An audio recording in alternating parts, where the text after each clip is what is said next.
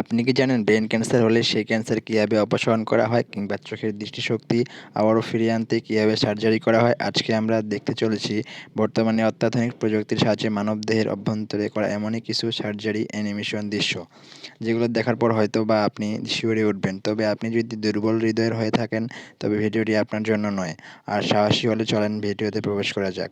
মানবদেহের অভ্যন্তরে রোটেশন প্লাস্টি হলো এক ধরনের অস্ত্রোপচার পদ্ধতি, যা সাধারণভাবে হাঁটুর জয়েন্ট বা হাঁটুর কাছাকাছি অংশে টিউমার অপারেশন করার জন্য ব্যবহার করা হয়।